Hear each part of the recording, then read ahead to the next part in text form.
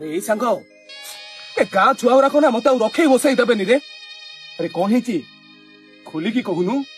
ଟିଙ୍ଗିରି ମିଙ୍ଗିରି ଛୁଆ ଗୁଡାକ ମୁଁ ରାସ୍ତାରେ ଗଲାବେଳେ ମତେ କହୁଛନ୍ତି ଏଇ ଦେଖରେ ଗୋଟେ ମାଣ୍ଡୁହୀନ ପୁରୁଷ ଯାଉଛି। ଆରେ ତୁ କହିଲୁ ମୁଁ କଣ କେବେ ମାଣ୍ଡୁ ପଟେଇବାକୁ ଚେଷ୍ଟା କରିନି? ତୁ ଜାଣିଛୁ ବହୁ କଷ୍ଟରେ ଗୋଟାଏ ଝିଅ ପଟେଇଥିଲି। ସେ ମତେ କଣ କହିକି ଛାଡିଗଲା ଜାଣିଛୁ? କଣ କହିଲା? ମତେ କହିଲା ମୁଁ କୁଆଡେ ସଫଳ ପାଉଛି।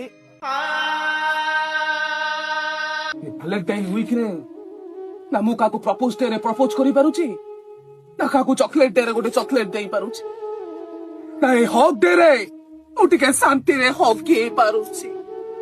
ଆରେ ଏ ସାଙ୍ଗ ତୋ କଥା ତ କହିଲୁ, ମୋ କଥା ଶୁଣିଲେ ତୋ ପେଟ ଫାଟିଯିବ। କାଇଁ ତୋ ପାଦ ତଳୁ ଏ ଢଳେଇ ଗୁରା କୁଆଡେ ଦବି ଯିବ। କାଇଁ ତୋର ତ ଗୋଟେ ବୟଫ୍ରେଣ୍ଡ ଥିଲା। ଆରେ ଜାଣିଛୁ ଏଇ ଗାଁ ଭିତରେ ଚାଲିକି ଆସିଲା ବେଳେ ଏଇ ଗାଁ ମାଇପି ଗୁଡା ମତେ ଏମିତି ଅନଉଛନ୍ତି ଯେ ସେମିତି ଗାଁକୁ ଗୋଟାଏ ଡାଇନୋସର ପଶି ଆସିଛି। ଏଇ ସାଙ୍ଗ ଆରେ ଶୁଣ, ପ୍ରେମିକା ଥିଲା, ହଁ ମତେ କହିଲା ଚକଲେଟ ଡେ ରେ 4ଟା ଚକଲେଟ ନେଇକି ଆସିବ। ତ ଭଲ କଥା। ମୁଁ ତମକୁ 4 ଗୁଣା ଭଲ ପାଇବି। ପାଖରେ ପଇସା ନଥିଲେ ବି ଘରୁ ରାସନ ଚାଉଳ ବିକିକି 4ଟା ଚକଲେଟ ଦେଇକି ଯାଇଥିଲି। ନାଇଁ ହେଲେ ସେ ଚକଲେଟ କୁ ସେ କଣ କଲା ଜାଣିଛୁ? କଣ କଲା? ମୋରି ଆଖି ଆଗରେ ତା 4ଟା ଛୁଆକୁ ଗୋଟା ଗୋଟା କି ଚକଲେଟ ଦେଇଦେଲା। ତାମାନେ ସେ 4ଟା ଛୁଆର ମା। ଏ ବୟସରେ ସେଥିରେ ବି ମୁଁ ରାଜି ଥିଲି ରେ ସାଙ୍ଗ।